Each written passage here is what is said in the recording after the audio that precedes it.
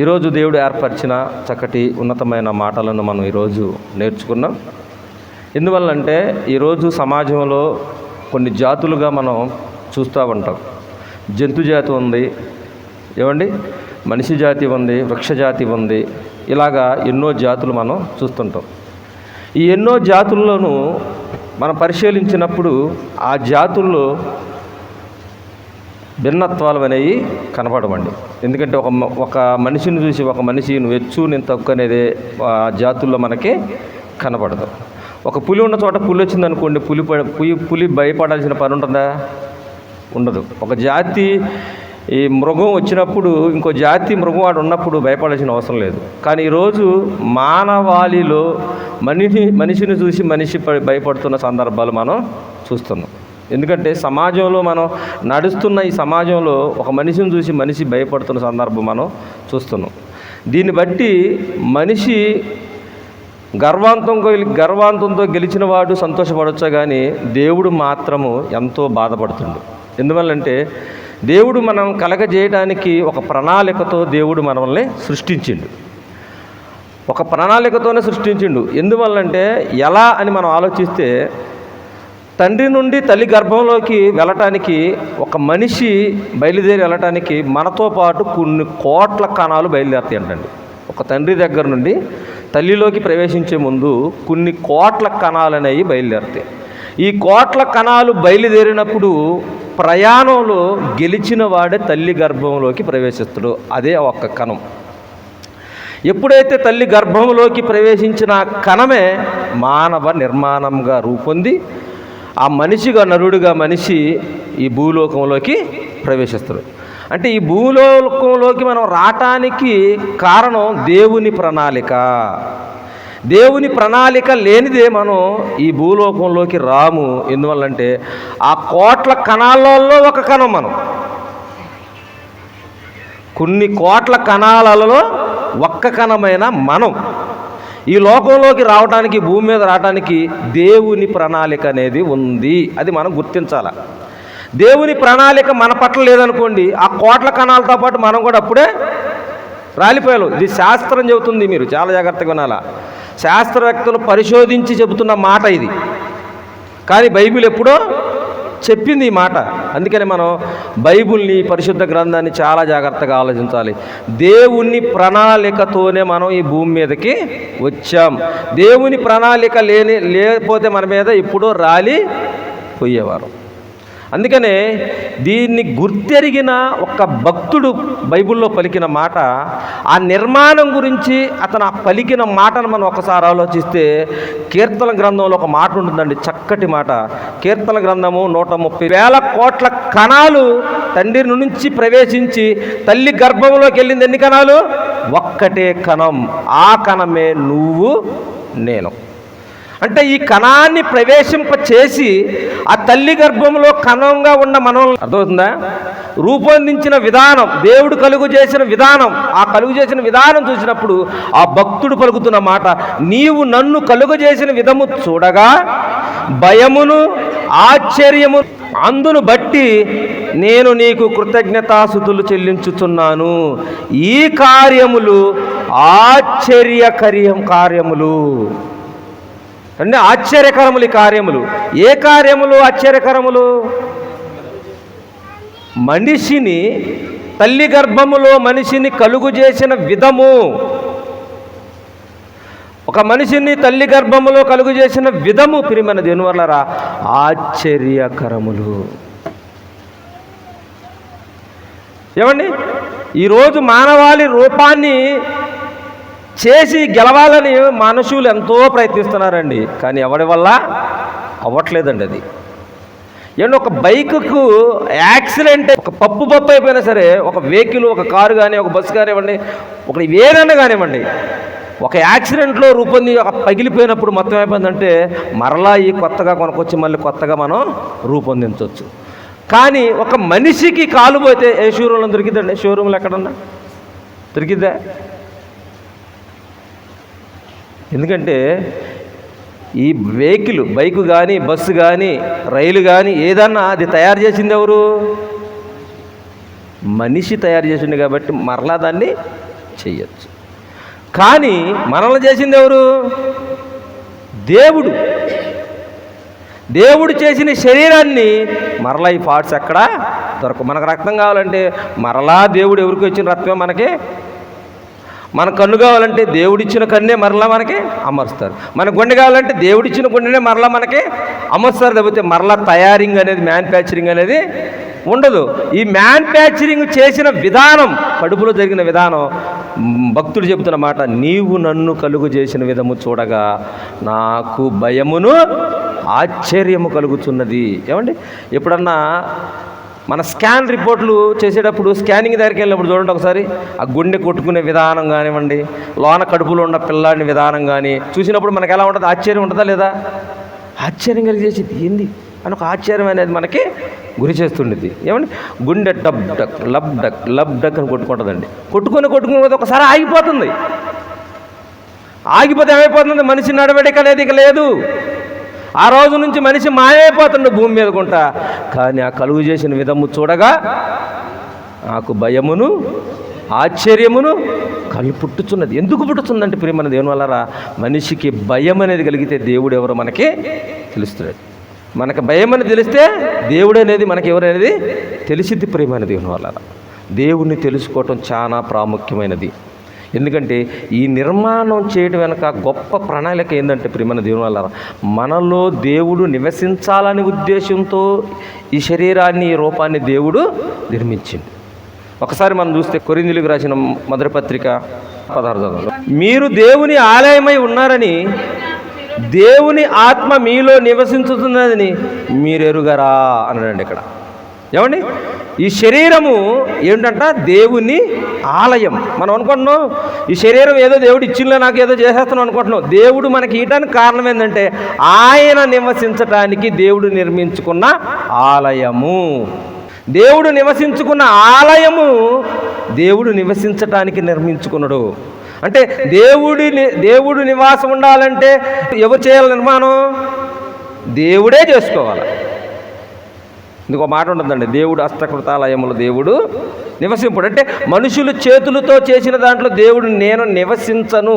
ఎందుకు నేను నివసించనంటే ఆకాశము నా సింహాసనము, భూమి నా పాదపీఠము అన్నాడు. అంటే ఆకాశము నా సింహాసనము, భూమి నా పాదపీఠం అంటే ఇప్పుడు కట్టండ్రా గుడి అన్నాం అనుకోండి, ఏం చేయాలి? ఇప్పుడు కడతాం. భూమి అంతా ఏం చేయాలి మనం? సరిపోదండి. అయినా నువ్వు భూమి అంతా కట్టినా చివరికి ఏం చేస్తారు? ఆయన పాదం పెడతారు అక్కడ. అంతేనా? చూద్దాం వచనాన్ని ఎక్కడుంది అది. అపోస్తుల కార్యములు 7వ అధ్యాయము 47వ వచనం అండి. అయితే సొలొమోను ఆయన కొరకు మందిరము కట్టించును, అయినను ఆకాశము నా సింహాసనము, భూమి నా పాదపీఠము, మీరు నా కొరకు ఎలాంటి మందిరము కట్టుదురు? నా విశ్రాంతి స్థలమేది? ఇవన్నీ నా హస్తకృతములు కావా అని ప్రభువు చెప్పుచున్నాడు. అంటే ఇవన్నీ నేను చేసినే కదా, ఇవన్నీ ఈ సృష్టి అంతా నా చేత్తో నేను నిర్మించి, ఆదికాండంలో మనకు కనబడుతుందండి. ఈ సృష్టి అంతా నేను చేసింది. ఇది మీరేం చేస్తారు నా కొరకు? నాకు మందిరం మీరేం కడతారు? నాకు మందిరం కట్టాలంటే నేనే కట్టుకోవాలా? ఒక విషయం మీకు తెలుసండి, దేవుడు చేసింది మనిషి చేయలేడండి. ఇక దేవుడు ఒకటి నిర్మించిండు అనుకోండి, దాన్ని మనిషి ఇంకెప్పటికీ చేయలేడు. భూమిని చేసినాడు దేవుడు, ఇంకెవరైనా చేస్తారా భూమిని? చెట్టు నిర్మించిండండి, మళ్ళీ చెట్టుని ఎవడన్నా సృష్టించగలడా? సూర్యుని పెట్టిండండి, కొన్ని వేల సంవత్సరాల క్రితం సూర్యుడు మండుతూనే ఉండండి. ఏమంటే మన పొయ్యిలకు మండుతున్నాయి అనుకోండి, ఎంతసేపు మండిస్తాం మనం? తర్వాత అంటే ఈ రకంగా మనం ఎన్ని కట్టెలు తెచ్చి ఆ సూర్యుడితో పాటు మనం పోటీ పడితే మన ఆస్తులు ఎన్ని పోవాలి చెప్పండి ఒకసారి. కానీ దేవుడు ఇంకా మండిస్తుండంటే దాంట్లో పోసిన ఏమంటే దాంట్లో ఏం పోసిండండి? అసలు ఏం పెట్టి మండిస్తుంది ఇంకా? ఏమంటే నేను పుట్టకముందే సూర్యుడు ఉన్నాడు, మీరు పుట్టకముందు ఉండా? మీరు పుట్టకముందు ఉండా? మన తాతల పుట్టకముందు ఉండ, మన ముత్తాతల పుట్టకముందు కూడా సూర్యుడు ఉండడు. మన తాత ముత్తాతల పితరులు మొత్తం పోయారు, సూర్యుడు ఉండడు. మా నాన్న పోయాడు, సూర్యుడు. నేను మొత్తం సూర్యుడు ఉంటాడు, మావాడు. అంటే ఎంతమంది పోయినా సూర్యుడు మాత్రం ఉంటాడు. అంటే నిరంతరం జ్యోతిలో వెలుగుతున్న సూర్యుని పెట్టింది ఎవరు? దేవుడు. ఏమంటే కొంతసేపు మనం కరెంటు బిల్లు పోతుందని చెప్పేసి ఎక్కువసేపు లైట్లు వేసి ఫ్యాన్లు వేసి ఉంచువా? కరెంటు బిల్లు ఎక్కువ వచ్చిందిరా కట్టే అంటాం. అంటే మనకి ఎల్లుతూరు అవసరమైనా సరే తగ్గట్టే మనం వాడుకుంటాం. కానీ దేవుడు కొన్ని వేల కోట్ల సంవత్సరాల నుంచి దాన్ని వెలిగిస్తూనే ఉన్నాడు. చంద్రుడు వెలుగుతూనే ఉండవు. అంటే ఇట్లా సృష్టిలో ప్రతిదీ ప్రియమైన దేవుని వల్లరా, సృష్టిలో ప్రతిదీ దేవుడు నిర్మించిండు. అందుకే దేవుడు పలికిన మాట, ఇవన్నీ నా హస్తకృతములు కావా, నేను నిర్మించినవి కావా, ఇవన్నీ నా చేతులతో చేసినవి కాదా. మనకు ఆదికాండం 1వ అధ్యాయంలో కనపడుద్ది. ఏమండి, నా చేతులతో చేసినవి కాదా, మీరు నాకు మందిరము ఎలా కడతారు? ఆకాశము నా సింహాసనము. ఏ పిల్లర్లు అక్కడ దాకా బాగానండి, పిల్లర్స్ అక్కడ దాకా వేయండి, వెళ్తాయా? ఏమండి, ఒక పునాది నిలబడాలంటే భూమి నుండి 10 అడుగుల ఎత్తులో ఉన్న కట్టడం నిలబడాలంటే 10 అడుగులు లోతుకి వెళ్ళాలంటండి. అప్పుడే ఈ 10 అడుగుల కట్టడం అనేది నిలబడిద్ది. అంటే నా ఆకాశం నా సింహాసనం, ఇక్కడ పిల్లలు అక్కడికి వెళ్ళాలంటే కింద ఎంత వెళ్ళాలి? మళ్ళీ మనం ఇదే చూస్తున్నాం. స్ట్రక్చర్ కరెక్ట్గా ఉండాలంటే ఎలా ఉండాలా? కింద కూడా అంతా ఉండాలి. అంటే దీన్నే దేవుడు ఇగోదా, నా కొలతలు చెబుతున్నారా, కడతావు నాకు, నా కొలతలు ఇవి, ఆకాశము నా సింహాసనం, ఏయిరా ముందు అక్కడికి రా, పిల్లలు వేసుకొని అక్కడికి రా, ఆ తర్వాత భూమినా, అంటే ఈ భూమి అంతా నాది, గుడి కట్టినా నేను చివరికి ఏం చేస్తుందని దాని మీద నా కాలు, ఇది నా స్టేజీ. కానీ నేను ఆకాశాలు పట్టనంత నేను నీలో ఉంటా. ఎందుకు ఉంటానంటే అది నేను చేశా కాబట్టి నేను అన్నిట్లో ఉంటా. అందుకే ఆయన పలికిన మాట ఏమండండి, 16వ వచనం ఒకసారి చదువుతాము. మీరు దేవుని ఆలయమై ఉన్నారనియు దేవుని ఆత్మ మీలో నివసించుచున్నదనియు మీరెరుగరా? ఎవడైనను దేవుని ఆలయమును పాడు చేసిన ఎడల దేవుడు వాడిని పాడు చేస్తా. నా ఆలయం మీరు నా ఆలయాన్ని ఏవో పోసి లానా ఒకడు పోతుందండి, పేపాలు పోతున్నాడు. అంటే పోట వల్ల ఏమైపోతుంది? లోరా లివర్ పాడైపోతుంది, కిడ్నీ పాడైపోతుంది, హార్ట్ పాడైపోతుంది.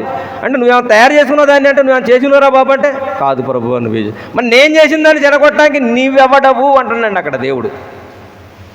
నేను చేసిన దానిని ఎవడైనా ఇంటికి వచ్చి గడ్డపలుగుతా మన ఇల్లు పడి కొడతానని అనుకోండి, ఏమంటాం మనం?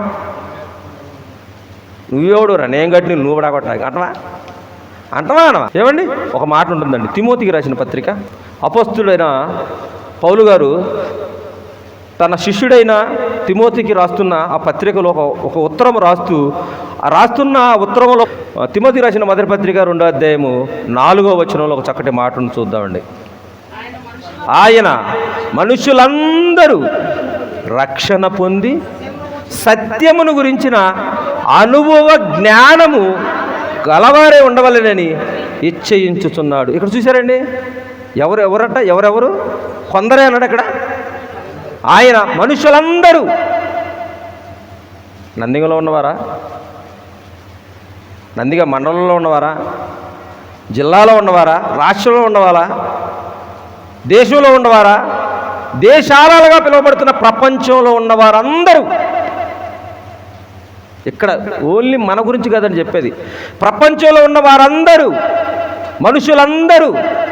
మనుషులు ఎక్కడే ఉన్నారా? ప్రపంచం మొత్తం మీద ఉన్నారా? ఏమంటే ప్రపంచం మొత్తం మనుషులు ఉన్నారు, ప్రపంచమంతా మనుషులు ఉన్నారు. ఈ మనుషులందరూ రక్షణ పొంది సత్యమును గురించిన అనుభవ జ్ఞానము గలవారే ఉండవలెనని నేను ఇష్టపడుతున్నానండి అని పలుకుతున్న మాట. అంటే రక్షణ గురించిన అనుభవ జ్ఞానం అనేది చాలా అవసరం. ఈ చాలా అవసరమైన సందర్భాల్లో చాలామంది ప్రియమైన దేని వల్ల తప్పిపోతున్న సందర్భాలు మనకు కనబడుతుంటాయి. అందుకనే మీరు చాలా గమనించండి, పాత నిబంధన కాలంలో మన పాపాన్ని తీసివేసుకున్నట్టు, పాత నిబంధన కాలంలో మనం చేసిన తప్పును తీసివేసుకున్నట్టు, పాత నిబంధన కాలంలో మనం చేసిన నేరాన్ని తీసివేసుకున్నట్టుకు ఒక సిస్టమేటిక్ పెట్టిండండి. నువ్వు ఈ తప్పు చేస్తే నువ్వు ఈ బలిని అర్పించు, నువ్వు వ్యభిచారం చేస్తే నువ్వు ఈ బలిని అర్పించు, నీ వ్యభిచారం అనే పాపం పోతుంది, నువ్వు పరిశుద్ధుడు అవుతావు. అలాగే నువ్వు దొంగతనం చేసినవా, నువ్వు చేసిన దొంగతనానికి ఈ బలిని అర్పించు, నీ పాపం పోతుంది. ప్రారంభం నుండి తన పిల్లలకి నేర్పించుకుంటూ వస్తున్నాడు దేవుడు. అంటే పాపము చేస్తే ఒక బలి వలన పోతుంది అని అర్థమవుతుంది కదండి మీకు. ఒక పాపం చేస్తే మన నుండిలో ఉన్న పాపాన్ని తీసివేసుకోవాలంటే ఒక బలిని ద్వారా పాపం అనేది పోతుంది, శుద్ధమైన జీవితం మనకి వస్తుందని నేర్చుకున్నామండి. ఏమంటే పాత నిబంధనలో ప్రారంభించిండు తన పిల్లలకు నేర్పటానికి. అంటే ఒక బలి వలన పాపం అనేది పోతుంది అని. అంటే బలి వలన పాపం పోతుందని మనుషుల హృదయాల్లోకి దేవుడు పంపించి ప్రారంభం నుంచి పిల్లలకు నేర్పుకుంటూ వచ్చిండండి. ఒక విషయం మీకు చెప్తానండి, మనం చేసిన పాపాలకి, మనం చేసిన తప్పుల ఆలోచనలకు, మన తప్పుడు ప్రణాళిక కానీ తప్పుడు ఆలోచనలకు కానీ బలులు ఇవ్వటం ప్రారంభిస్తే కోటేశ్వరుడు కూడా బిచ్చగాడైపోతాడండి. అవునంటారా కాదంటారా? అవునంటారా? నువ్వు చేసిన ఈ తప్పుకి బలి అనుకోండి, ఎన్ని ఏటలు కోయాలి చెప్పండి, ఎన్ని గువ్వలు కోయాలి చెప్పండి, ఎంత బలి ఇవ్వాలి చెప్పండి. కానీ దేవుడు గమనించిండండి. కానీ ఇచ్చే బలి ఎలా ఉండాలని చెప్పిండు పాత నిబంధనలో? పరిశుద్ధముగా ఉండాలి, పవిత్రముగా ఉండాలి, ఏ డాగు ఉండకూడదు, ఏమండి, ఏ మచ్చ ఉండకూడదు, ఆ జంతువుకి ఏ మచ్చ ఉండకూడదు అని చెప్పిండండి. అంటే దేవునికి బలించే జంతువుకే ఏ శుద్ధంగా ఉండాలని కోరుకున్నప్పుడు ప్రేమన దేనివల్లరా దేవుడు కోరుకున్నది మనుషులలోని పాపాన్ని మొత్తం తీయటానికి యేసుక్రీస్తు వారిని బలిగా అర్పించాడు. ఇదే అండి బైబిల్ చెప్పిన సత్యం. బైబిల్ చెప్పిన సత్యం మనలో ఉన్న పాపం పోవాలంటే దేవుడు మన కొరకు బలిగా అర్పింపబడాలి. అదే ఆయన శిలువ మరణం. కానీ ఆ బలి వెళ్ళేటప్పుడు ఆ పశువు ఎలా ఉంది? బలి పశువు అయిన యేసుక్రీస్తు ఎలా ఉండంటే, భూమి మీద నడవాడిన కాలంలో దేవుడు పలికిన మాట, నాలో పాపం ఉందని నిరూపించుకోవాడు ఎవడనుంటే నా ముందు మొదట నా మీద రాయండి. అంటే నాలో పాపం ఉందని నిరూపించేవాడు ఉంటే ముందు నా మీద రాయేయండి. అంటే వ్యభిచారిని కూడా తల్లిగా సంబోధించి పలికిన వాడే యేసుక్రీస్తు వారు. అంత పవిత్రుడు, అంత పరిశుద్ధుడు. అలాంటి పరిశుద్ధుడు ఆయన రక్తమే మన పాపములను కడిగింది. ఆయన మన పాపముల కొరకు ఆయన బలైండు. ఆ బలైన దాని గురించి చెబుతున్న మాట, మనుషులందరూ రక్షణ పొంది, అంటే క్రీస్తు రక్తంలో కడగబడి పరిశుద్ధులయ్యి సత్యము గురించిన అనుభవ జ్ఞానము గలవారే ఉండాలి. అంటే ముందు పాపిగా ఉన్న మనం ఏం కావాలంట? పరిశుద్ధులుగా ఉండాలి. పరిశుద్ధులుగా ఉన్న మనం ఏంటంటే సత్యముల గురించి, అంటే దేవుని గురించి, దేవుని మాటల గురించి, బైబిల్ గురించి అనుభవ జ్ఞానం రావాలి. ఈ అనుభవ జ్ఞానం లేదనుకో ప్రియమైన దేవుని వల్లరా మనం ఎదగలేము. అందుకనే దేవుడు పలికిన మాట, యోహన గారు రాసిన సువార్త 3వ అధ్యాయము 16వ వచనం, దేవుడు లోకమును ఎంతో ప్రేమించెను కాగా ఆయన తన అద్వితీయ కుమారుడుగా పుట్టిన వాని యందు, అంటే ఎవరైనా అద్వితీయ కుమారుడుగా పుట్టింది ఎవరు? యేసుక్రీస్తు వారు. దేవుడు లోకమును ఎంతో ప్రేమించెను కాగా ఆయన తన అద్వితీయ కుమారుడిగా పుట్టిన వాని యందు విశ్వాసముంచు ప్రతి వాడును నశింపక నిత్య జీవం పొందినట్లు ఆయనను ఆయన అనుగ్రహించెను. అంటే యేసుక్రీస్తు వారి యందు విశ్వాసం ఉంటే మనకేముంటుందట? నిత్య జీవం. అంటే నిత్య జీవం పొందేవారుగా ఉండాలి ప్రియమైన దేవుని వల్ల. మనం నిత్య జీవం పొందాలంటే రక్షణ పొందాలి. రక్షణ పొందాలంటే యేసుక్రీస్తు యందు విశ్వాసం ఉంచాలి. యేసుక్రీస్తు యందు విశ్వాసం ఉంటే ఆ పరిశుద్ధుడి రక్తము మనల్ని ఏం చేస్తుందట? పవిత్ర పరుస్తుంది. దేవుణ్ణి ఆరాధించువారు ఆత్మతోనూ సత్యముతోనూ ఆరాధించాలి. మన ఆరాధనలో సత్యం ఉండాలా, ఆత్మ పరిశుద్ధంగా ఉండాలా, ఆత్మ పవిత్రంగా ఉండాలా. అది ప్రారంభం నుండి దేవుడు మనకి తన పిల్లలకు నేర్పుకుంటూ వస్తుండు ప్రియమైన దేవుని వల్ల. ఎందువల్లంటే ఈరోజు సమాజం వంకర మార్గాన వెళ్తుంది ప్రియమైన దేవుని వల్ల. ఏమండి, మనం ఎన్ని విన్నా దాన్ని తీసేసేవాడు చాలామంది లేకపోలేదు ప్రియమైన దేవుని వల్ల. ఒక సందర్భాన్ని చెప్పి నేను ముందుకెళ్తానండి. ఒకతను చేపల కొట్టు పెట్టుకున్నాడండి. ఒకతను చేపల కొట్టు అంటే ఫిష్ మార్కెట్ పెట్టుకోండి. మేము పెట్టుకున్నప్పుడు ఆయన ఒక బోర్డు రాసిండంటండి. అక్కడ ఏమని రాసిండు? బోర్డు, ఇచ్చట తాజా చేపలు అమ్మబడును. ఎన్ని ఉండింది ఇంట్లో? ఇచ్చట తాజా చేపలు అమ్మబడును. సరే, చక్కటి వ్యాపారం పెట్టుకోండు, వ్యాపారం చక్కగా సాగుతుంది, తన అభివృద్ధి చెందుతుండు, చక్కగా విస్తరిస్తుండు, ఆయన వ్యాపారంలో ఇంకా అభివృద్ధి పొందుతుండు. ఒక ఫ్రెండ్ వచ్చిందంట, ఎలా ఉంది వ్యాపారం అన్నట. చాలా బాగుంది వ్యాపారం, ఒకప్పుడు నేను ఏం లేనివాడిని ఉన్నా, ఈరోజు కొంతమందికి ఇచ్చేవాడిగా మారా అన్నట. అన్నప్పుడు వాడు అక్కడ అన్నట్ట, వచ్చినోడు డబ్బులు ఇచ్చి ఆ పక్క కొట్టులోకి వెళ్ళి మంచి కుర్రమేన్లు 2 కేజీలు కుర్రమేన్లు, ఏమండి ఒక 2 కేజీలు ఏమంటే పలానా చేపలు తెమ్మని చెప్పిందంట. అదేంట్రా, చేపల కొట్టుకాడికి వచ్చి మరో కొట్టుకాడికి వెళ్ళి నువ్వు తెమ్మని అన్నప్పుడు వాడు అన్నట, ఇచ్చటా అని ఇక్కడ ఆల్రెడీ అమ్ముకుంటా, మళ్ళీ ఇచ్చటా అని ఎందుకు పెట్టుకురా పేరు అన్నట. ఆల్రెడీ ఇక్కడ అమ్ముతున్నావు కదా, మరి ఇచ్చటా అని ఎందుకు రాయాలి నువ్వు అని అన్నట. అనేసరికి ఇచ్చటా అని పేరు తీసిందంటే ఏమున్నాయి ఇంకా అక్కడ ఆ బోర్డు మీద ఇచ్చటా అని తీసేసి తాజా చేపలు అమ్మబడు అన్నట్టు. చాలా వ్యాపారం సాగుతుంది, ఇంకా వెళ్తుంది. ఇంకోటి వచ్చిందంట, ఇంకోటి వచ్చి అడిగిందంట, వ్యాపారం ఎలా చదువుతుందంటే, వ్యాపారం చాలా బాగా చదువుతుందిరా, చాలా అభివృద్ధి చెందుతున్నా, నా ఉన్నప్పులు మొత్తం తీర్చుకున్నా, మరలా నేను వ్యాపారంలో చాలా అభివృద్ధి చెందుతున్నా అని చెప్పినప్పుడు వాడు పలికిన మాట అంట, అరే డబ్బులు ఇచ్చి కులిపోయిన చేపలు 1 కేజీ, వాసన వచ్చే చేపలు 4 కేజీలు అని చెప్పేసి అన్నంట. ఇదేంట్రా ఎడకొచ్చి కులిపోయిన చేపలు అయ్యి అడుగుతున్నావు అంటే, నువ్వు అమ్మేదే చేపలు అంటే తాజా చేపలు అంటే, మరి తాజా చేపలు అమ్మేటప్పుడు బోర్డులో తాజా ఎందుకు రాసినవురా అన్నట్ట. ఆల్రెడీ నువ్వు అమ్మేది తాజా చేపలే, మళ్ళీ తాజా రాయాల్సిన అవసరం ఏందన్నట్ట. దాన్ని కూడా తీసేసిందంట. ఇంకేముంది అందుట్లో? చేపలు అమ్మబడును.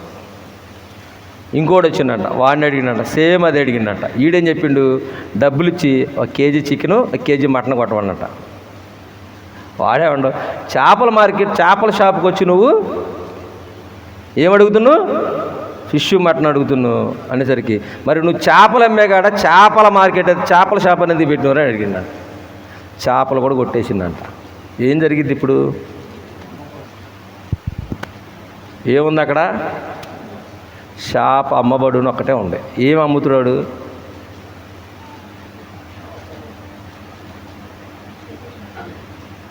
వాడి పరిస్థితి చివరికే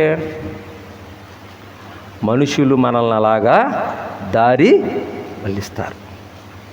ఇచ్చట తాజా చేపలు అమ్మబడును అని ఉందండి అక్కడ. ఈడు ఒకటి మాట విని ఏమైపోయినాడు, కొన్ని తీసేసిండు. తర్వాత ఏమైపోయింది? వ్యాపారం దివాలా తీసిందా ఉందా? ఇంకెవడు వస్తారండి అక్కడ? ఏమంటే మార్గం చూపించడానికే కదా పెట్టింది అక్కడ. ఇక మార్గాన్ని మనం చూపించేటప్పుడు ఏం చేయాలి? ఆ మార్గంలోకి మనం వెళ్ళాలా. ఆ మార్గంలోకి వెళ్ళకుండా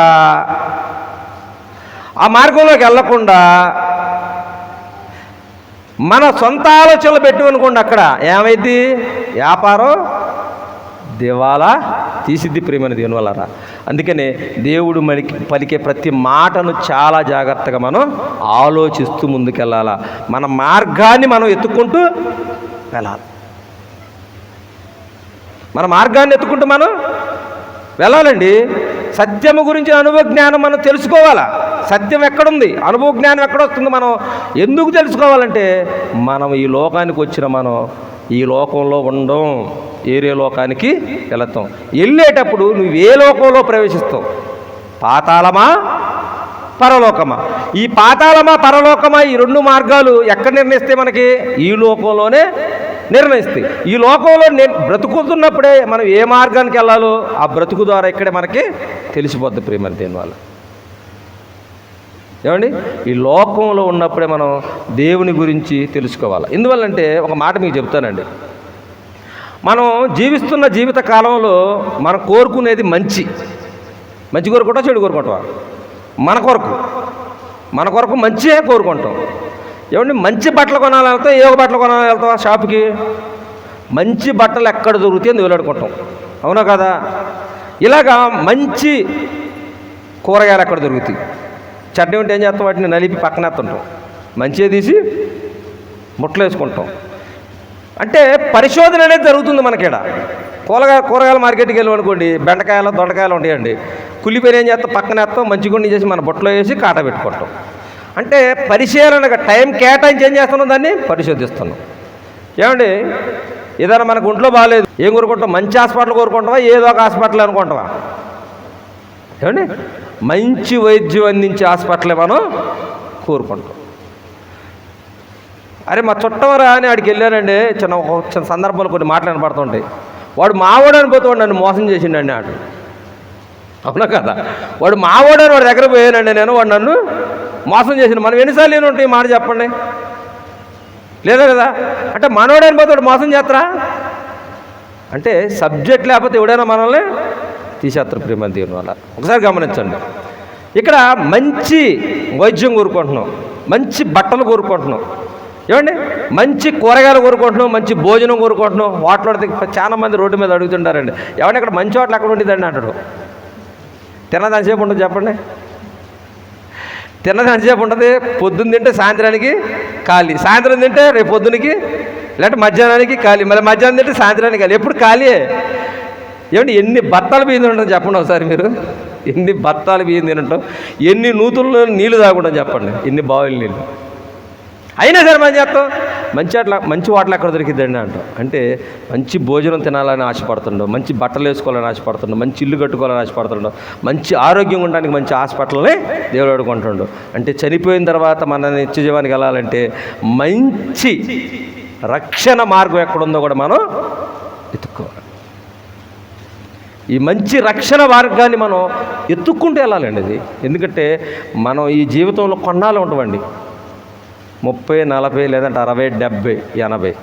మా అయితే బలం ఉంటే నీకు ఒక 100, తర్వాత మనం 100 తర్వాత మన పరిస్థితి ఏంది? 100లోకి ప్రవేశిస్తాం. ప్రియమైన దేవుని వల్లరా, తర్వాతే బైబిల్ చెబుతుందండి, తర్వాత జీవితం గురించే బైబిల్ చెబుతుందండి. మనిషి ఎక్కడైతే ఆగిపోయిండో దేవుడు అక్కడి నుండే ప్రారంభించాడు. మనిషి ప్రారంభం నుంచి ముగింపు వరకు దేవుడు చెబుతుండండి. ఈ లోకంలో ప్రారంభం నుంచి ముగింపు వరకు చెప్పిండు బైబిల్లో. తర్వాత బైబిల్లో ఈ లోకంలో మనిషి ముగించిపోయిన తర్వాత నిర్మాకాండంలోని దేవుడిచ్చిన ఒక ఆజ్ఞను మనం 20వ అధ్యాయము 8వ వచనం, విశ్రాంతి దినమును పరిశుద్ధముగా ఆచరించుటకు జ్ఞాపకము ఉంచుకొను. అంటే విశ్రాంతి దినాన నువ్వు జ్ఞాపకానికి తెచ్చుకో. ఎందుకంటే విశ్రాంతి దినమున పరిశుద్ధముగా ఆచరించుటకు జ్ఞాపకము ఉంచుకొనుము. 6 దినములు నువ్వు కష్టపడి నీ పని అంతయు చేయవలెను. అంటే నీ పని 6 దినాలు చేసుకో, 6 దినాలు నీ పని చేసుకో. నెక్స్ట్ 7వ దినమున నీ దేవుడైన యెహోవాను విశ్రాంతి దినము దానిలో నీవైనను, నీ కుమారుడైనను, నీ కుమార్తె అయినను, నీ దాసుడైనను, నీ దాసి అయినను, నీ పశువైనను, నీ ఇండ్లలోనున్న పరదేశైనను ఏ పని చేయకూడదు. 6 దినములు యెహోవా ఆకాశమును, భూమియును, సముద్రమును, వాటిలోనున్న సమస్తమును సృజించి 7వ దినమున విశ్రమించెను. అందుచేత యెహోవా విశ్రాంతి దినమును ఆశీర్వదించి దాన్ని పరిశుద్ధపరిచెను. దేవుడు ఏం కోరుకుంటున్నాడండి? 6 దినాలు మీరు పని చేసుకోండి, 7వ దినమున మీరు నా సన్నిధికి మీరు రాండి, అది విశ్రాంతి దినం. అంటే దేవుడు ఎంత మంచివాడు అంటే ప్రియమైన దేవుని వల్లరా, దేవుడు కనుక 6 దినాలు నాకు ఇచ్చి 1 దినం నువ్వు ఉంచుకోను అనుకోండి, ఏంది మరి మన పరిస్థితి? 6 దినాలు నాకు ఇవ్వండి, 1 దినం మీరు ఉంచేసుకోండి అంటే ఏంది మన పరిస్థితి? ఆ 1 దినంలోనే ఇట్లా మనం దేవునికి ఆ 1 దినమే సక్రంగా సమయాన్ని కేవట్లేదు. కానీ 6 దినాలు కాపాడింది ఎవరు? దేవుడా మనం కాపాడుకున్నావా? సరిగ్గా వెళ్ళరా, చాలా జాగ్రత్తగా యాసినట్టు సరిగ్గా పోరా అంటే ఒకడు అంటుండు, నేను సక్రమమైన వచ్చేవాడు సక్రంగా రావట్లేదురా అంటుండు. అంటే దానికి అర్థమైంది, మన చేతిలో రోడ్డు ఎక్కితే మళ్ళీ ఇంటికి వస్తామని మన చేతిలో మన సక్రంగా డ్రైవింగ్ చేసినా ఎదురొచ్చాడు. లేదండి, మొన్న ఇవాళ పేపర్ అనుకుంటాండి, 7 చనిపోయినట్టండి. ఒక లారీ డ్రైవరు ఎదురుకొస్తున్న లారీని గుద్ది మరలా వచ్చే బస్సును గుద్దినంటండి. వాళ్ళ పాప చక్కగా వెళ్ళే వాళ్ళని గుద్దినండి. అంటే వాళ్ళ చేతిలో లేదు ప్రాణం, ఎవరి చేతిలో ఉంది? దేవుడి. అంటే దేవుడు మనల్ని రక్షించిండని మనం గుర్తించాలి. అక్కడ దేవుడే మనల్ని కాపాడి 6 దినాలు కష్టపడి 7వ దినమున విశ్రాంతి దినానికి రండి అంటున్నాడు. పని చేసుకో వద్దంట్లా, ఎందుకంటే నేను కూడా పని చేశా. కానీ పనిలో ఏముండాలా? స్పష్టత ఉండాలి ప్రియమైన దేవుని. మనం పని చేస్తున్నప్పుడు కూడా పనిలో నిబద్ధత అనేది చాలా అవసరం. పని అనగానే దేవుని పని అనుకున్నాం. చాలామంది చాలా జాగ్రత్తగా రండి. దేవుని పని అనుకుంటున్నాం. దేవుని పని కాకుండా మనం బయటికి వెళ్ళి చేసే పని కూడా అది మన సొంతది అనుకుంటున్నాం. కానీ దేవుడు ఏమన్నంటే 6 దినాలు మీరు పని చేసుకోండి అంటుండు. అంటే పని చేసుకోమని చెప్పింది ఎవరు? దేవుడు. అంటే పని చేసేటప్పుడు ఏముండాలంటే పనిలో దేవుడు ఉండాలి. పనిలో ఉండాలా? దేవుడు ఉండాలి. ఇద్దరు బిల్లర్లు కూర్చొని మాట్లాడుకుంటుంటే ఒక బిల్లరు ఈ లోకంలో ఒక గొప్ప వ్యక్తిగా కనబడుతున్న ఒక బిల్లరు కూర్చొని కోట్లాధిపతి కూర్చొని మాట్లాడుకుంటూ ఒక వ్యక్తిని పిలిచిండండి. అక్కడ ఒక మేస్త్రిని పిలిచి చాలా అతను పిలవకముందు ఒక మాట పలికిండు అతని గురించి. అతను చాలా నిబద్ధతతో ఉంటాడు, ఏ తప్పు చేయడు, పనికాడ ఒళ్ళు దాచుకోడు. ఏమండి కొన్ని మంచి మార్కులు వేసి చెప్పిండండి. పక్కన అడిగిండు, అందరూ అలా ఉంటారు అంటే సోమరులుగా ఉంటారు కదా, ఈయన ఎందుకని అంత పర్ఫెక్ట్గా చేస్తారు పని అంటే ఆ పక్కన బిల్లర్ పలికిన మాట ఏంటంటే ఆయన యేసు ప్రభువుని నమ్ముకుండో అందుకే అంత శ్రద్ధగా పనిచేస్తారు అన్నాడు. అంటే నువ్వు చేసిన పని వల్ల ఎవరికి వచ్చింది మహిమ ఘనత? దేవుడికి వచ్చింది. అంటే దేవుని పని చేస్తే దేవుడు మహిమపరుస్తాడు కదండి. మనం చేసే పని శ్రద్ధతో చేస్తే అక్కడ కూడా దేవుడు మహిమపరుస్తాడు. పిలిచి ఒక మాట అన్న తెలుసు అతన్నే, ఇశ్రాయేలు అసలే మీ దేవుడు తప్పు చేసి తప్పుకోడు, చాలా జాగ్రత్తగా ఉండాలా, ఈ పని చేయాలి. అంటే దేవుని కోసం కూడా మనిషి పని నిబద్ధతగా చెయ్యాలి. ఎందుకంటే దేవుడు ఎలా ఉంటాడు ప్రియమైన దేవుని వల్ల దేవుడు పని కూడా అలా ఉంటుంది.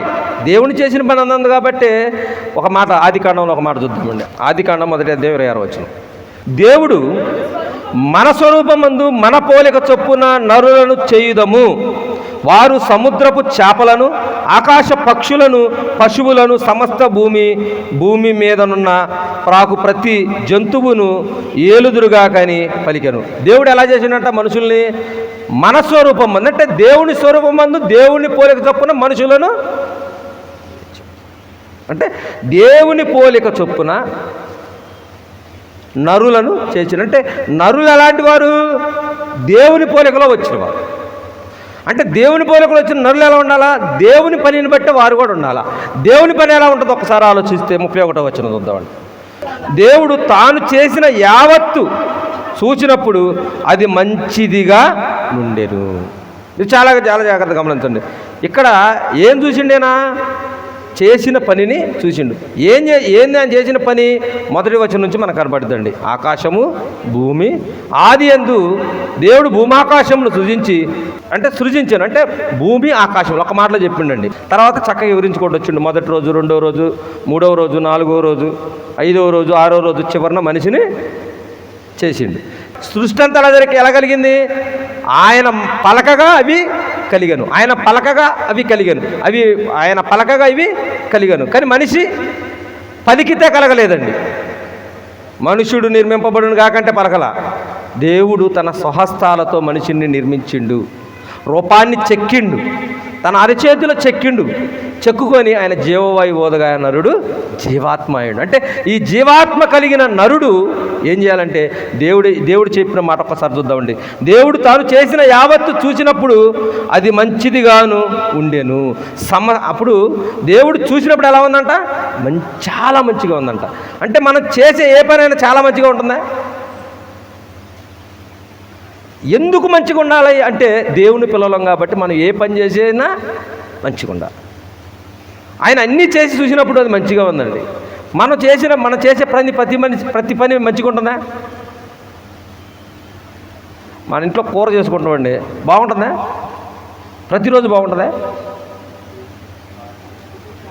ఏదో ఒక లోపం కనబడుతుంది. కానీ మనం ఏం చేయాలంటే దాని మీద దృష్టి అనేది చాలా జాగ్రత్త పెట్టాలి. మనం అనుకుంటాం ఏముందిలే అనుకుంటాం. ఒక మీటింగ్ కాడ గుంటలు తెస్తున్నామండి. మీటింగ్ కాడ స్తంభాల బారిన గుంటలు తెస్తుంటే ఒక వ్యక్తి ఎంత లేపుడు తీసిన గుంట, పైపు ఎంత ఉంది? ఎంత ఉంది. ఒక వ్యక్తి ఏం చేసిందంటే పైపు ఎంత ఉంది అంతే నీట్గా తీసాడు. అంటే పని చేసేటప్పుడే మనం దేవుని ఎంత ప్రేమిస్తున్నామో అర్థమైపోద్దండి. నిజంగా దేవుడిని ఎంత ప్రేమిస్తున్నామో మనకు పని చేసేటప్పుడే అర్థమైంది. ఒక మాట అంటాడు యేసుక్రీస్తు వారు, నిన్ను వలె నీ పొరుగు వారిని ఎందుకు ప్రేమించమని చెప్పండి. నిన్ను వలే నీ పొరుగు వారిని. ముందు నన్ను ప్రేమేమనలా దేవుడు ఏమన్నంటే నన్ను ప్రేమేమనలా, నిన్ను వలే నీ పొరుగు వారిని ప్రేమించు. అంటే నిన్ను నువ్వు ఎంత ప్రేమించుకుంటావో నీ పొరుగు వారిని కూడా అంత ప్రేమించు. నువ్వు అక్కడ సక్సెస్ అయితేనే నువ్వు దేవుని ప్రేమించగలుగుతావు. నువ్వు ఇక్కడ సక్సెస్ కాలేదనుకో దేవుని నీవు అసలు పాస్ అవ్వ ముందు అక్కడ రావడానికి ఏదో పేరు చెబుతూ అన్నాడు. నీ పక్కన ఉన్న సహోదరుని ప్రేమించిన నీవు ఎక్కడో ఉన్న దేవుని నన్ను ఎలా ప్రేమిస్తారా పిచ్చోడా అంటాడు దేవుడు.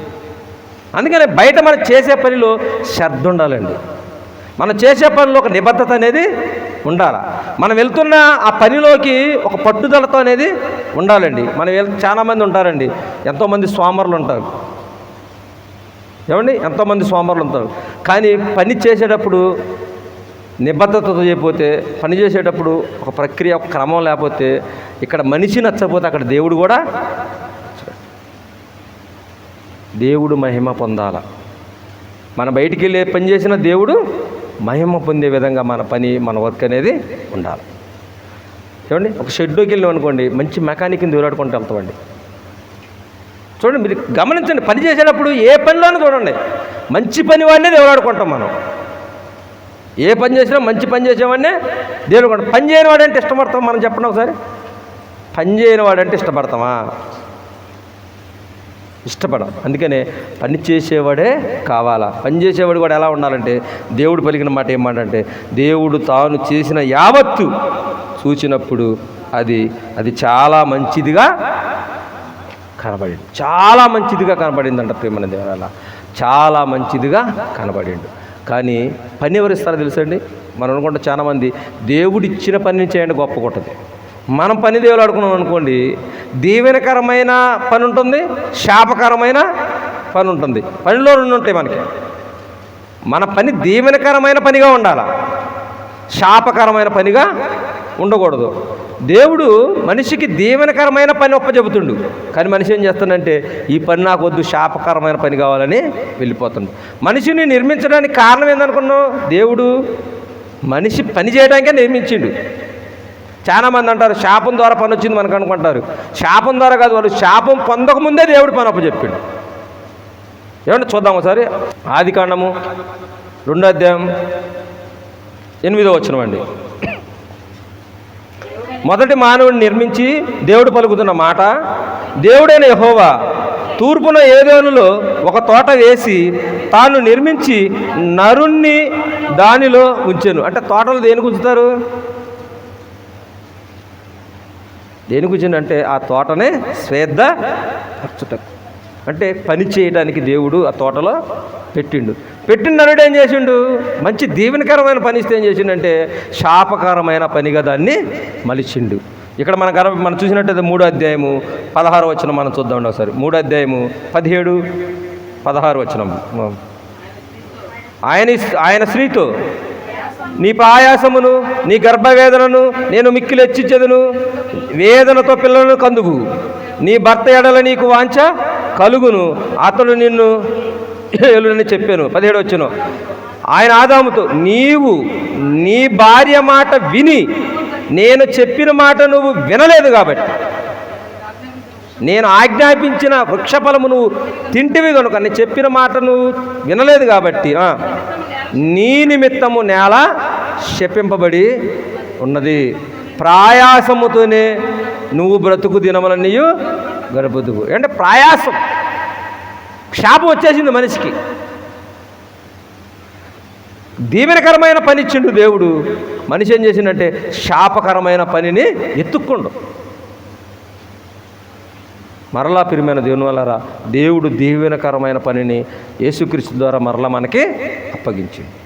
ఆ దీవెనకరమైన పనిలోకి మనం ప్రవేశించి దేవుని మహింపరిచేవారిగా ఉండాలి, దేవునికి కృతజ్ఞతలు తెలిపేవారిగా ఉండాలా, దేవుని ఆశీర్వాదం పొందేవారిగా మనం ఉండాలి. ప్రియమైన దేవుని వల్ల వందనాలు. ప్రభువు గొప్పవాడు.